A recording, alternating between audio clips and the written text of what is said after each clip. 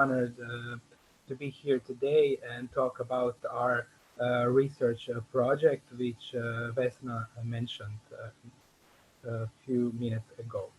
So, first of all, I would like Vesna introduced me, but I would like to introduce myself. Also, my name is Krešo. I am a child psychologist from Zagreb Child and Youth Protection Center. I usually work with children and parents uh, in which are traumatized, abused, sexually abused, and also with child victims of cyberbullying. Um, our research project name was Online Social Experiences and Youth Mental Health. So, first of all, I would like to ask you a few questions. It wouldn't be poll, but I would like if you can answer in the chat box for yourself. So let's be honest. Did you ever send text messages to person who you don't know in person? Did you ever open dating app and shared sexually suggestive content, either text, picture, video, or emoji? Or even went on a date with someone you met online? That are all questions that we can ask young people also, because they also participate in that kind of activity. So, about our project. First of all, the project was second. Uh, So yeah, during the 2019 Zagreb Child and Youth Protection Center, in collaboration with the City of Zagreb Health Office and Society for Communication and Media Culture, has conducted this national research project. Students from first and third grades of high schools from Osijek, Dubrovnik, Zagreb, Split, and Rijeka answered a number of questions from specifically designed a questionnaire, which was online, and also they filled in Beck's youth inventory. In addition to high school students, school associates, psychologists, social pedagogues, etc., also shared their thoughts, experiences, and needs with us. Mhm. So, um, for the beginning, I would like to just give a brief look at the theoretical background. Most teenagers and adolescents almost always use internet. 90% of them say they go online at least a few times a day, according to recent researches. In 2012, for the first time, there was the greater use of internet than computer use, which could actually reflect the increase in the use of alternative devices such as mobile phones and smartphones. Um, and also, the Croatian Bureau of Statistics points out that mobile broadband internet access was increased by 4% in Croatia in 2019 compared to the previous year. In the earlier research, social media usage habits were researched mostly, the research focus was mostly on Facebook. That was the most popular network at that time. You can see here, even Brave Phone and Zagreb Child and Youth Protection Center did the research in 2014, and then some other authors also. However, the use of the social network by youth has changed in recent years, and it is still changing, and it is changing even faster and faster. Extensive research on a representative sample of 13 to 17-year-old adolescents in the US has shown that adolescents have switched from Facebook to networks like Instagram and Snapchat. And in recent years on TikTok. Children also use Snapchat, AskFM, Skype, Tumblr, even Vimeo, Pinterest, and so on. Um, some research in Croatia showed that most popular social networks among sixth and seventh grade elementary school students are Facebook and Instagram, and older adolescents use mostly Facebook, followed by YouTube, Instagram, Viber, and WhatsApp.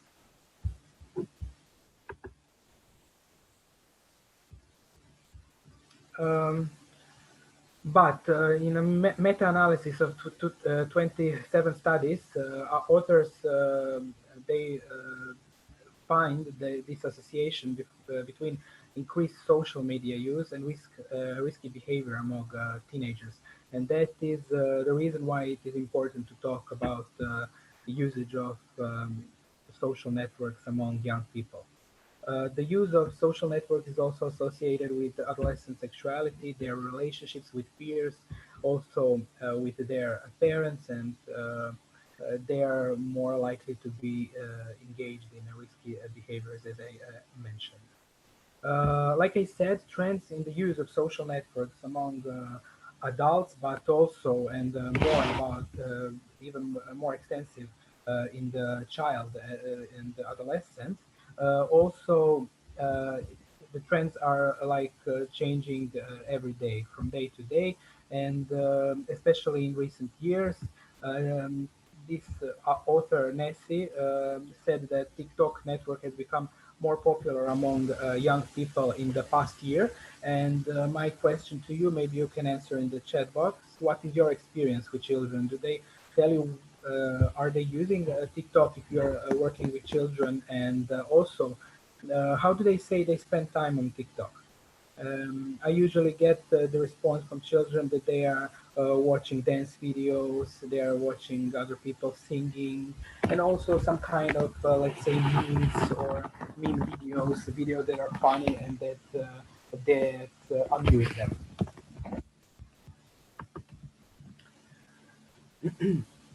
Okay. Besides communication, the most common thing that child and adolescents use social networking was listening to music, using internet for homework, learning, watching videos, singing, playing games online, etc. So the aim of our research project was to examine the general habits of using the internet and social networks among high school students. So first and third year high school students in Croatia from the five cities I mentioned earlier. Okay, so about the method, we conducted our research, and it was uh, held from November to October, from November 2018 to October 2019. Um, and high school students were our participants. We were examining their attitudes, emotions, their behaviors on the network, especially on popular social media or social networks at that time. So the sample was made on pedagogical standards on the number of students in the secondary schools for the end of the school year 2016-2017. That is the beginning of the school year to 2017-2018, as you can see. In the sample, we did not include secondary schools for youth with disabilities, secondary art schools, that is music and dance schools, and schools for um, education of adults. But that would also be interested in maybe some other studies to research and see the results. Okay. So the online questionnaire, we ask gender, age. Here are the results. You can see that there are some differences between online questionnaire, which we used, and Beck Youth Inventory. That is about gender of our participants. And also you can see that age was between 14 and 19 years old. There were some impossible answers which were excluded from the analysis. About grade and sexual orientation, you can see the results. We had 918 first graders and 876 third graders. About their sexual orientation, most of them were heterosexual, then homosexual, then bisexual, and we had only 3 participants that answered that they are asexual by their sexual orientation.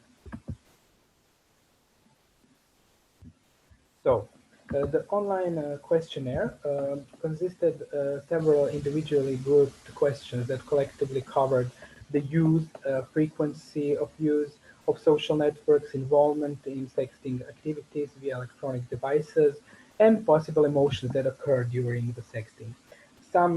Also some other relevant variables. So initially, based on the reviewed literature, it was decided to use and modify certain scales and particles, and to design to design with selected questions that would be useful to examine adolescents in this topic.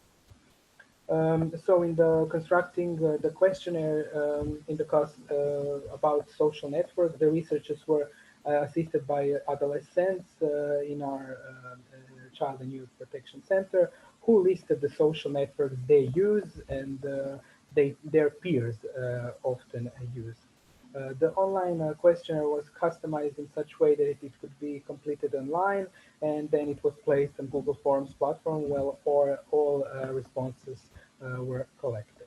Most of tools were adapted for online completion and placed on the Google Forms platform, while Beck's youth inventories were applied using the paper pencil method. We also use multidimensional Facebook intensity scale, which is listed here, and also collected the general data from our participants. The Facebook intensity scale is a 13-particle instrument that examines the intensity of use of the social network Facebook, and the factor structure gave us 4 factors. That was perseverance, boredom, overuse, and self-presentation. For the purposes of this national research project, this instrument was translated forward and back into Croatian, and it had good reliability with Chromebook Alpha was satisfactorily high. It was 0.85.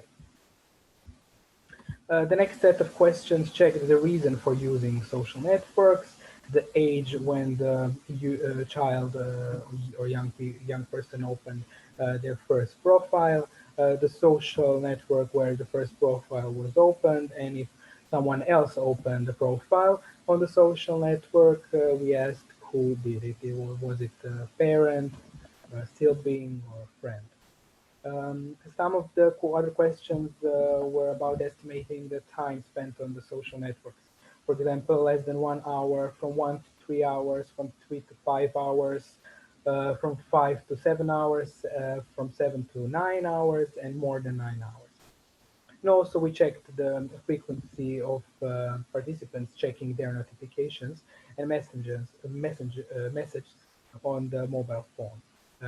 Was it constantly, whenever, regardless they had no notification or not, or as soon as they received notification, or several times a day, or once a day or less? Furthermore, participants were asked if they corresponded with the person they met online, did they share their personal information with them, their opinion on whether they had more friends online than in real life, and how many friends they met online they consider their real friends. The options were nobody, several, most, or all of them. The following questions that were next, the participants were asked whether they met their current or former partner through social networks, and whether they went to meet a person they met through social networks. Participants were then asked about how do they spend their free time, for example, on social networks or playing games, socializing with friends in extracurricular activities, for example, dance group, drama group, folklore, language learning, etc., or do they do sports or anything else? We also ask them which way they would like to spend their free time in the future, regardless the current engagement in free time activities. Um, okay, so after that, after the research was approved by the Ministry of Science and Education, the Ethics Committee of the Zagreb Child and Youth Protection Center and the Naklada Slab, who is a distributor for the Beck's youth inventories, we asked permission to conduct the research from the principals of selected schools. The survey itself lasted 1 school hour and included a brief presentation of the research project, and experts from the center were giving instructions to participants, sharing test material, which included tablets with the shortcut to online questionnaire on Google Forms platform, and also the physical form of Beck's Youth Inventory. As I said, the survey consisted of two parts. First was Beck use inventories, and the second part was Google Forms questionnaire. Before filling in questionnaire, the participants were explained the research project, and after which they decided whether they wanted to participate in the research or not. Also, participants were said that they could withdraw from the participation at any time. Additionally, at the end of the online questionnaire, there were listed numbers and email addresses of Brave Phone and Zagreb Child and Youth Protection Center. If any of participants wanted support or any advice. Upon completion of the questionnaire, participants were asked about their experiences of filling in the questionnaire, whether they found something boring, interesting, was something weird that we asked, and so on. The feedback was mainly good. They liked our research, our questionnaire. It was fun to them because it was on tablets. It wasn't something they use almost every day. So now I would like to go on results. Excuse me, something happened. Okay, so first of all, life on social networks. Almost all adolescents, teenagers have access to internet from their home. That is 99.5% of them. 95.1% from their mobile phones and 77.9% from their school. Every third teenager uses social network from 3 to 5 hours a day, and every fifth teenager for more than 5 hours a day. As soon as the notification arrives, almost every other teenager checks social networks immediately.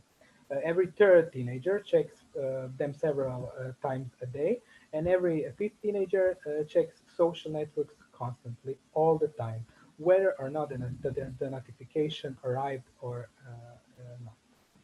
Of all social networks, young people mostly use YouTube, as you can see here, 97.7%, followed by Instagram, 92.6%, then WhatsApp, 88.7%, then Snapchat, 63.2%, and Facebook Messenger, around 50%. Instagram is the social network where half of young people spend most of their time, about 50% of them, followed by YouTube, 20%, WhatsApp, 13.7%, Snapchat, 11.3%, Facebook Messenger, and then Facebook, which eventually is not that popular among teenagers nowadays, which is also our experience from working with children in youth Child and Youth Protection Center. Okay, moving on. Next, when does the digital identity start to develop? Nearly 1 in 4 teenagers has opened their first social networking profile at the age of 12. And about 30% of adolescents have opened their first social networking profile at 10 years old or even younger. Although the age limit for the most social networks is 13. Before the age of 10, 17.5 of youth opened their profile. Most young people, that is 68.7% of them, open their first profile on Facebook. And every other adolescent has more than one profile on Instagram. 1/3 of young people had their first profile opened by someone else. In the most cases, that was parents, which is 47.2% of them, and then other people like siblings, friends, and other members of their family. Okay. Um, so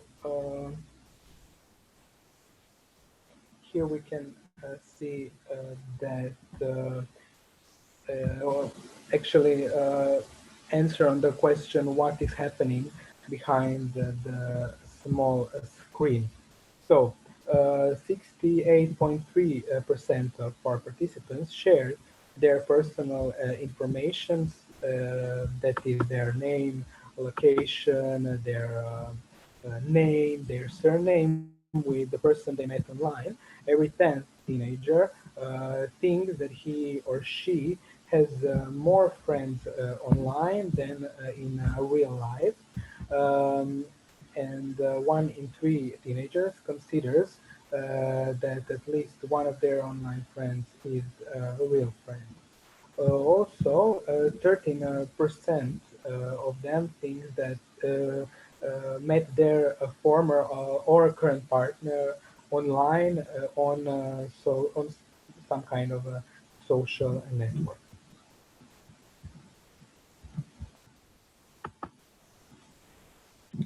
Now we can see one figure that shows how young people would like to spend their free time and how they actually spend it.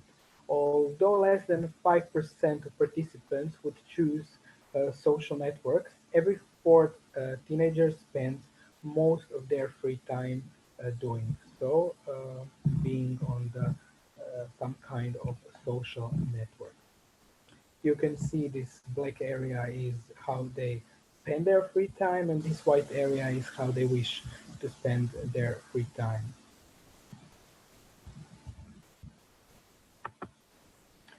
Here are here I wrote I wanted to hear your thoughts, but maybe we can discuss that later after the conclusion if we have time. But I think we would have time. Okay. Uh, Second.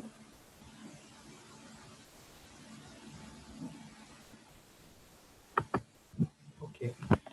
Also, we ask ourselves, are dangers present only in the online world? Because most of young people from the sample report engaging in at least one risky behavior. For example, 35% of teenagers tried smoking cigarettes, around 20% of them tried marijuana, nearly 70% of them consumed alcohol, 50% of adolescents consumed alcohol regularly, around 12% of teenagers practiced unprotected sexual intercourse, while 5% of them practice it often or regularly. 53% of adolescents watched pornography, 19.5% of adolescents bet at some kind of game, 11.8% of teenagers played lottery, and so on. But where do young people seek information about sex?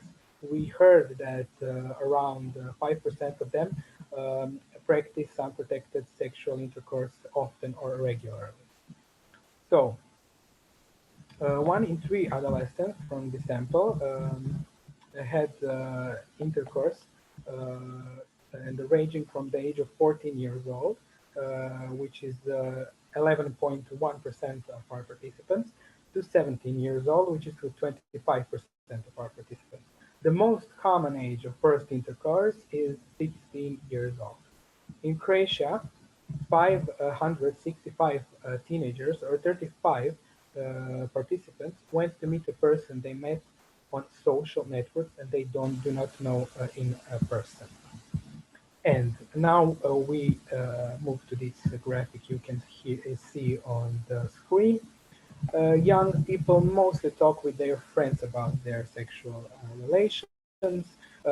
More than a third of young people seek information online. Next are discussions with parents and partners, and only around 13% of them seek and receive information at school. Now I would like to move on to sexting. Maybe you know, sexting is sending, receiving, or forwarding sexually suggestive or explicit content, including written messages, personal or others, photo and/or videos via mobile phones or internet. And according to that, in our research, we had that at least once, around 60% of teenagers received messages of sexually explicit content. Also, around 50% of them received sexual explicit videos or photos. Around 10% received sexually explicit photos or videos of themselves. Around 20% of them received sexually explicit photos or videos of their partner, and around 50% of them received sexually or explicit content of their acquaintances. Also, every fourth teenager received sexually explicit material, most frequently via Snapchat or Instagram. Almost every 10th adolescent exchanged sexually explicit material under the influence of alcohol. After receiving sexually explicit material, the largest number of participants, almost there, or almost 40% of them, responded at least once. Almost half of them never told the sender to stop, regardless of how they felt. When teenagers are asked about sending, only 5.8 of them are said that they are sending it, and more boys than girls have at least one sent sexually explicit message or content. The young people distinguish between sending and forwarding. So, 17% of teenagers say that they have forwarded a sexually explicit video or photo of acquaintance without their consent. Given the fact that the vast majority of young people say they receive sexually explicit content from peers, the question is how more than 60% receive such content and less than 6% sent or less than 20% forwarded. Why are texting and forwarding to young people such different categories? These are just some of the questions that this research opened to us. Also, of all young people who said they sexted, 16.7% did it with only one person, while 17 with three or more people, and 3.3 participants with someone completely anonymous to them. More than girls, boys send sexual explicit content of others, themselves, partners, and or acquaintances with or without consent of that person. Moving on, here we have something about sextortion. I would first like to say the definition to you. Sextortion is considered a form of blackmail that is perpetrated online and involves some form of threat, most often to uh, uh, post or forward sexually explicit photography of the victim if the victim does not engage in any further sexual activity. That's according to Wallach research from 2017. So nearly 1 in 5 teenagers sexted under the pressure or coercion. Uh, um, Usually, pressure is often made by a partner, then by a friend, then someone they like and know in person, and then someone they like and they don't know in person and didn't met. 100 participants, that is 5.4% of our participants, exchanged sexually suggestive material or explicit material with a significantly older person. Of those 100, 87 stated they did it voluntarily, 7 did it after being persuaded, and 6 under coercion.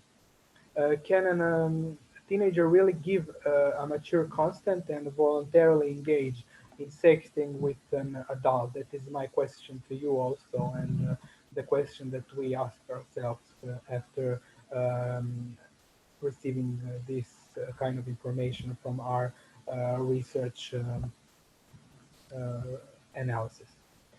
So, what actually creates the impression of voluntariness of such activities? That is also one question.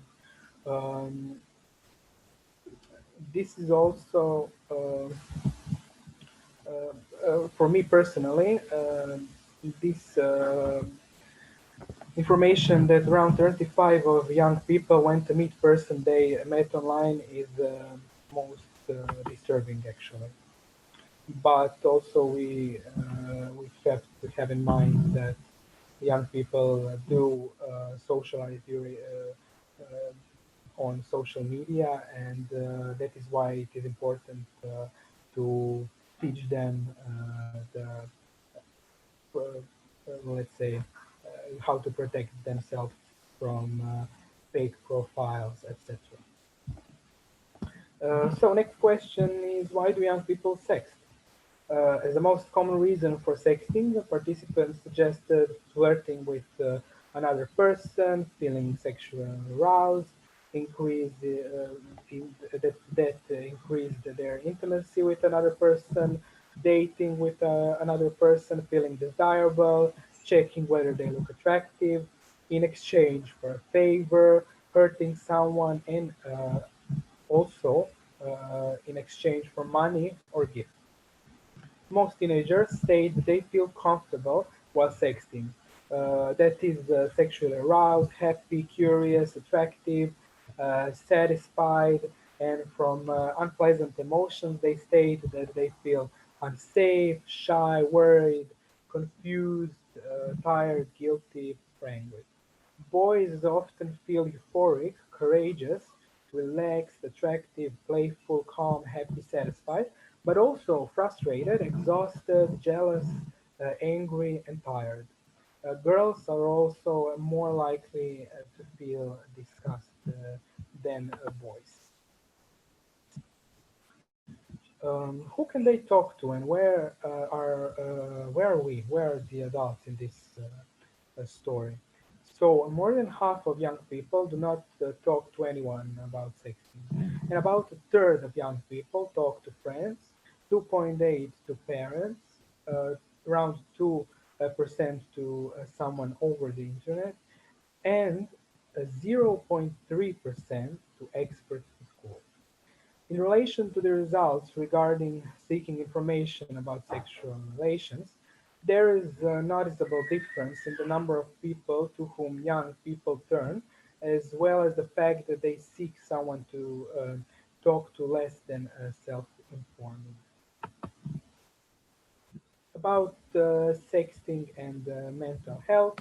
So, teenagers' impaired self-image is associated with texting online with people they do not know in person, and sharing explicit content, receiving, sending, and forwarding sexually suggestive messages, photos, videos, that is sexting, and sexting under coercion and persuasion, sexting with a significantly older person, going on meetings with strangers, and risky real life behaviors such as consuming alcohol, smoking cigarettes, having unprotected sexual intercourses, betting, playing lottery, and gambling are all associated with the expression of disruptive behaviors. In other words, externalized difficulties in teenagers, such as aggression, confrontations, difficulties in relationships with others, and also violations of norms and rules. Also, adolescents who sext under coercion and persuasion and ask the sender to stop or ignore the received content have stronger and more frequent experiences of anger. They cope with anger and control it more unsuccessfully, which can be manifested through externalized and internalized difficulties.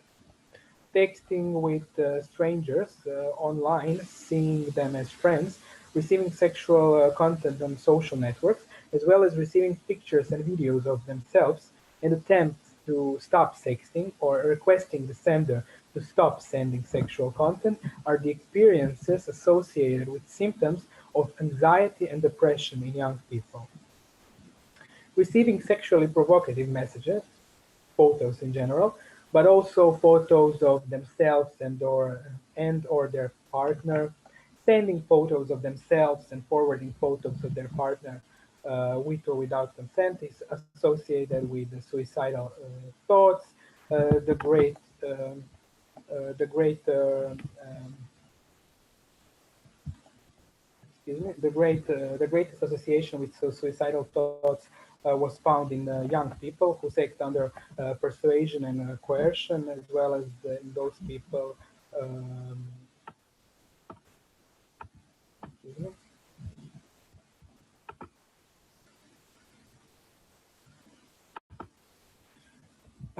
is in those people who sex with a significantly older person. Sorry.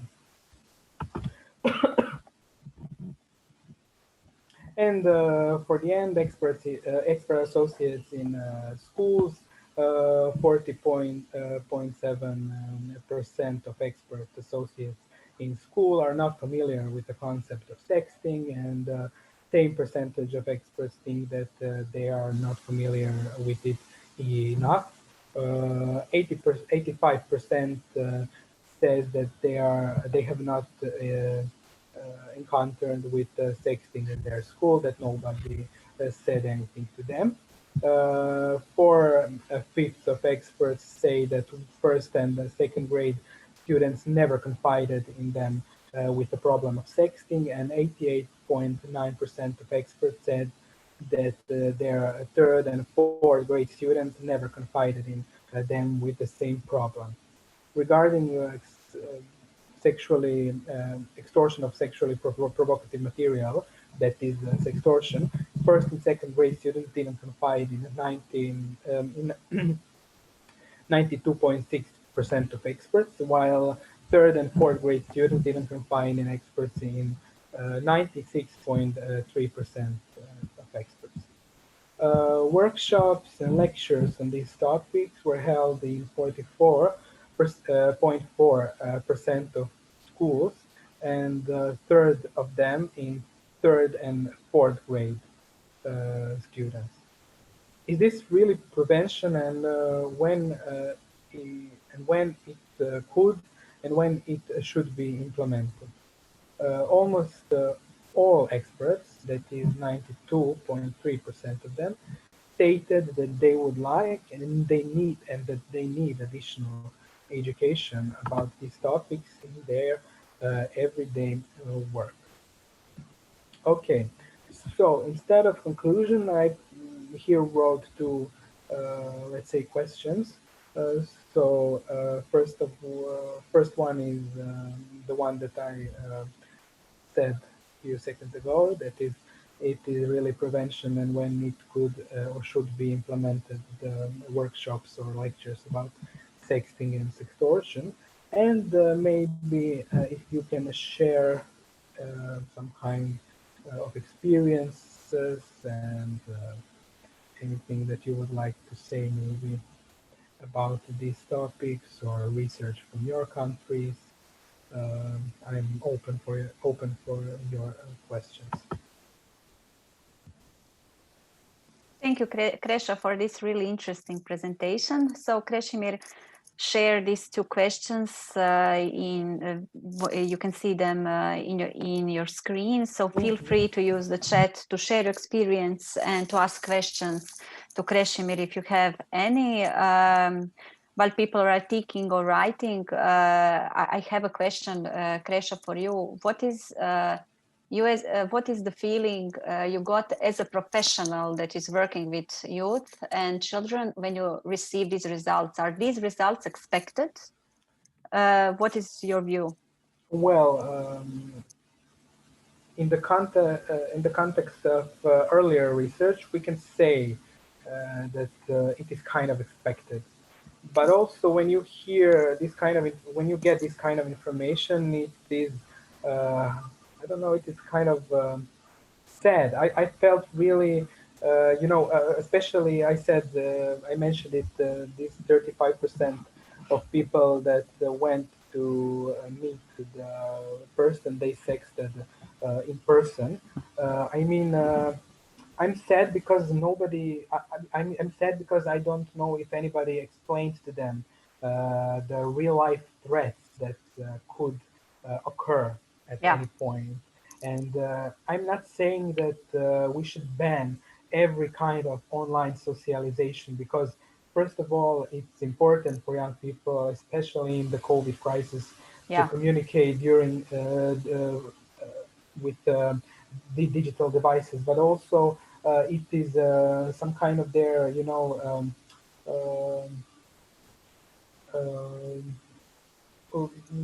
how would I say it? It's kind of their something they need to learn, but not on this way, not the hard way, And that is why I think the prevention programs and that is why I think the talking about it should be more implemented by the school association. Definitely, because we saw in your results that even today, of course, and the young people are the most connected with their peers. But for these important topics, they find some kind of help or advice from their peer teenagers. So it's kind of not adults, not somebody in the school.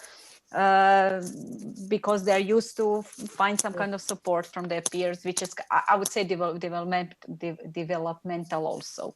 Yes, that was the word. I mean, that is kind of something for their development and their development stages, I would say. But I don't think they, we all, in this COVID crisis, we almost talk every day about this kind of critical thinking and about consequences, what is real, what is not real. That is really something that we should learn ourselves and teach our children. Yes, because eventually nowadays everything is online and, Yes, and definitely, as you shared this information, that a lot of experts who work with children, especially in school, never heard about some kind of very specific terms like sexting, which is happening like every day, and they're motivated to learn about it, and they need the training.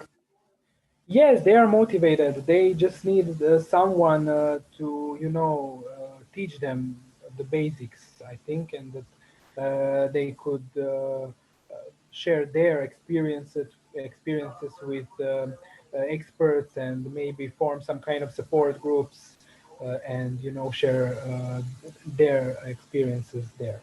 Okay, thank you. As in chat, I see just thank you messages. I will use just like this moment to ask if these results are anywhere uploaded so the people can see it. Maybe on web page of Child and Youth Protection Center. Yes, of course. You can see these results as well as the infographic that I made for the results. You can see it and download it from Zagreb Child and Youth Protection Center. website, and if I don't know, maybe a participant here would like to hear more, they can send an email to me and ask anything they want. We are also into publishing 2 papers from this research, and other ones are still in the progress of writing. So maybe, yes, that would be ready in some in the recent future, I would say. Fantastic. Okay, there is Diana saying, thank you, Krešimir, very interesting for the Romanian context. Yes. So similar situation over there. Over Yes. here, there. Yes, here, there. Yes, yes. Thank you, Diana. In Europe, there is a real increase of using modern technologies, digital devices, internet, and especially in these times of COVID crisis, I would once again try to emphasize the importance of so working with young people, with children about consequences of online socialization and the part of critical thinking while reading news, while talking to other people, and so on. And I don't know if anything else is here. I don't see. No, thank you, Okay. Krešimir. Thank you very much for sharing your time and for presenting these results. As I said in the beginning, we will share this recording and it will be uploaded to Child Hub. So other professionals who couldn't be able with us will be able to listen to it. I will share just a short evaluation poll now. So please give us a minute to share your feedback. And also, like always, if you want to receive a certificate of attending this webinar, you can write email to, just a second, my mouse is playing with me. Okay, I will write it. Yes. So if you want to receive a certificate, please feel free to write an email to info@childhub.org and you will receive a certificate in a few days. So thank you very much again to Krešimir and to all of you who were here. Please keep track on the Child Hub webinars. In November, we have like 5 of them, which are in English, and a lot of local webinars. So also go on our newsletter. You will be able to receive any new information about it. Thank you, Krešimir, again for being with us. Thank you all. Thank you, Vesna. Thank you all. Okay, have a nice day. Bye-bye. Bye.